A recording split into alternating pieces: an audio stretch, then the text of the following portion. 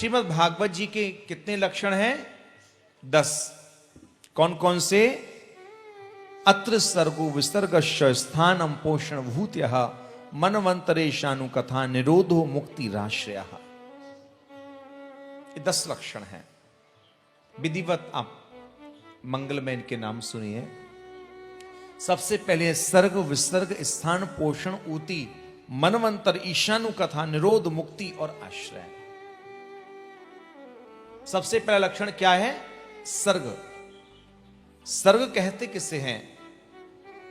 सर्ग कहते हैं जो भगवान विष्णु के द्वारा रचित सृष्टि है उसका नाम सर्ग है। फिर आगे कहा जो ब्रह्मा जी के द्वारा रचित सृष्टि है उसका नाम विसर्ग है।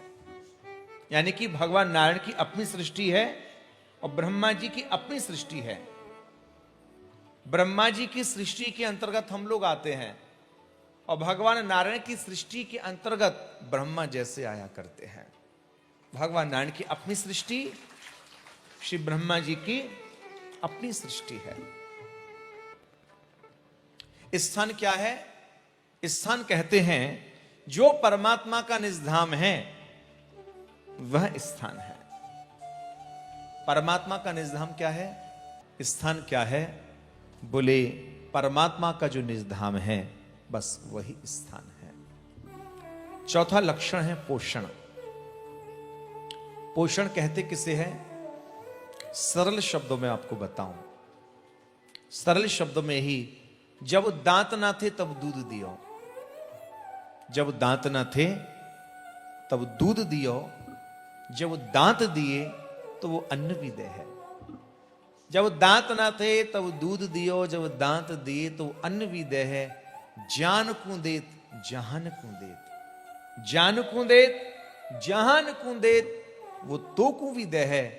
रे मन मूर्ख कछु सोच करे, कछु सोच करे तो कछु हाथ ना पई है।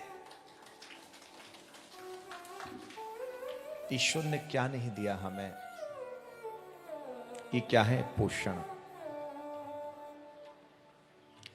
बोले ऊती कहते हैं जीवों की वे वासनाएं जो कर्मों के द्वारा बंधन में बांध दिया करती हैं।